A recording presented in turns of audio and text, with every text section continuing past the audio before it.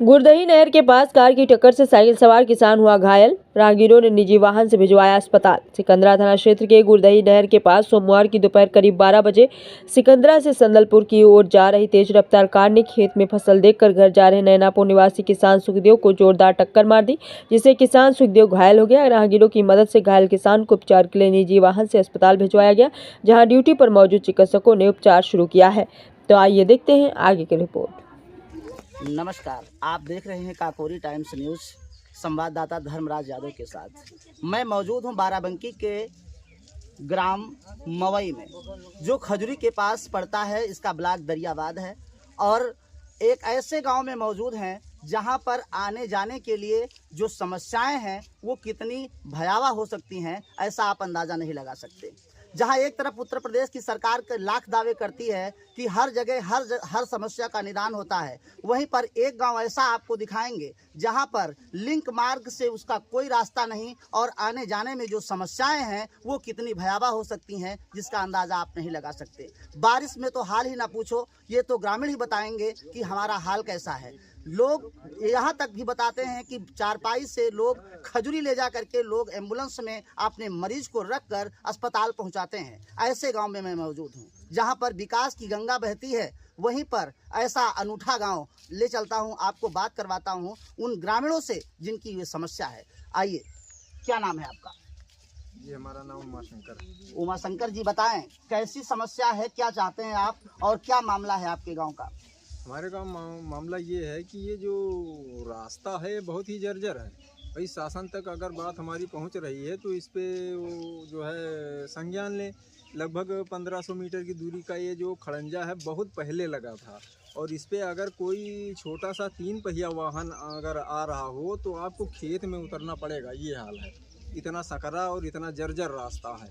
बारिश के सीज़न में तो लोग पैदल जाते हैं, पैदल जाने में भी इतनी दुश्वारी होती है कि कई बार गिर के चोटें भी आ गई हैं। तो हम ये चाहते हैं कि इस पे जो संबंधित अधिकारी या जो भी विभाग हैं इसको संज्ञान में लें और इसका डामरीकरण करवाएं। अच्छा, इस बात को लेकर के कभी आपने ब्लॉक जा करके और कोई एप्लीकेशन के माध्यम से इस बात को आपने रखा कि मेरा गांव जो है उस गांव का कोई ऐसा रास्ता नहीं है जहां पर आने जाने की समस्याएं या अपना वाहन लेकर के ग्रामीणों को आने जाने की समस्या ना हो, ऐसी बात कही आपने? जी, इसके लिए हम लोग मंत्री माननीय सतीश शर्मा जी के पास भी गए हैं। तहसील दिवस में भी जाके हमने एप्लीकेशन दिया है, तो वहाँ से जो बताया जाता है कि आप संबंधित विभाग से जो है इसके बारे में जानकारी करिए, और IGRF भी इसके बारे में किए हैं। तो वहाँ से भी मतलब हम लोगों से जो हो सका है हमने कोशिश की है, लेकिन इस पे कोई अब तक काम नहीं हुआ है। मंत्री जी के पास गए थे तो उन्होंने आश्वासन दिया था कि हो जाएगा। अब मंत्री जी लगभग 10 साल उनका हो रहा है, दूसरी बार विधायक बने हैं यहाँ से। अब इतने लंबे समय में मंत्री जी को ध्यान देना चाहिए। अगर ध्यान से निकल गई है बात, कितने समय से इस गांव को आप जानते हैं कि इस गांव में कोई ऐसा रास्ता नहीं है जो आपको डायरेक्ट जा आ सके और आराम से कोई दिक्कतें ना हो? इतना कितना लंबा समय बीत चुका होगा? अब तो आप लोगों ने सुना कि किस तरह से जो ग्रामीणों की समस्या है, जो लोग यहाँ पर इकट्ठा है, उन्हीं के ग्राम पंचायत के संबंध के जो हमारे ये प्रधान जी हैं, आप ये जानते हैं इनकी जुबानी क्या है पूरा मामला। बताइए प्रधान जी, क्या नाम है आपका? जी, तो बताएं जो ग्रामीणों की समस्या है कैसे निदान होगा और कैसे क्या हो रहा है? इनकी समस्या यही रोड की है कि मतलब जो है बारिश में जो है बहुत कंडीशन खराब हो जाती है। यहाँ एम्बुलेंस भी नहीं, बारिश का इस समय की स्थिति और कोई भी साधन निकलेगा। वैसे मान लीजिए अभी भी समस्या तो हमेशा बनी रहती है, साल के 12 मास। एक मिनट हो यार भैया बोले, मतलब जो है साल के 12 मास समस्या बनी रहती है। लेकिन मान लीजिए इस टाइम थोड़ा सूखा है तो चलो थोड़ा कम होता है, लेकिन बारिश के महीने में इतनी जटिल समस्या है कि यहाँ पे कोई नातेदार रिश्तेदार इनका आ नहीं पाता है। और दूसरी चीज़ कभी कभी ऐसा होता है कि एम्बुलेंस कोई गर्भवती महिलाएं जैसे मान लीजिए डिलीवरी होना है तो एम्बुलेंस वहाँ नहर पे खड़ी होती है। उसके बाद में यहाँ चारपाई से या कैसे भी करके बाइक से या साइकिल से लेके या पैदल कैसे भी करके वहाँ जब पहुँचते हैं लेकर के, तब जाके वहाँ उनका इलाज होने जाता है। और दूसरी चीज़ इसके विषय में कई बार जनता जो है बुला के हमसे कई बार शिकायत की, हमने कहा चलिए ठीक है अपनी आवाज़ जो है मंत्री जी से, माननीय मंत्री जी से कहेंगे। तो हम उनके आवास पे गए भी तो।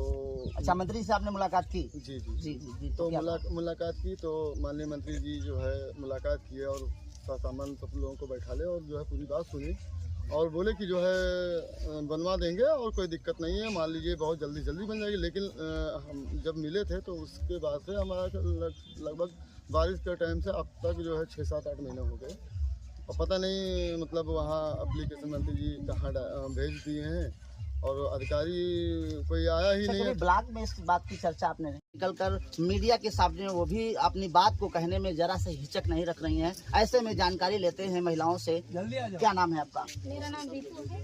बताइए रितु जी, क्या समस्या है, क्या मामला है? हमारी समस्या ये है कि हमारे गांव की जो रास्ता है वो बहुत जर्जर है जी। हमारे बच्चों को स्कूल जाने में और हमको भी जाने में और गांव के सभी लोगों को जाने में आने जाने में बहुत समस्याएं होती हैं। और बरसात के मौसम में ये होता है कि बच्चे स्कूल नहीं जा पाते हैं और जब वो घर से तैयार होकर अपना बैग बस्ता लेके निकलते भी हैं तो आधी रास्ता जाते हैं, फिर लौट आते हैं, बोलती हैं मम्मी रास्ता इतनी गंदी, हम कैसे स्कूल जाएं। बिल्कुल ड्रेस खराब हो जाती है, कपड़े खराब हो जाते हैं। बताएं हम लोग क्या करें? बच्चों को हम जवाब नहीं दे पाते हैं। वो बच्चे हमसे पूछते हैं, कहते हैं कि मम्मी इस सब कहीं का रास्ता बना है, हमारे गांव का ऐसा क्यों है? अब इसके लिए हम लोग क्या करें? शासन प्रशासन को ध्यान देना चाहिए, सरकार छोटे को। बच्चों का जवाब आप नहीं दे पाते। हाँ, नहीं दे पाते। ऐसे में आपका दर्द छलक रहा है। हाँ। ऐसे में ये जब शादी ब्याह होता होगा, आपके रिश्तेदार आते होंगे, तब क्या होता है? शादी विवाह होता है, इसका ये आलम है। जिसको निमंत्रण भेजो, कहो, कहता है तुम्हारे गाँव की रास्ता इतनी खराब है, क्या करें, हम आ नहीं पाते।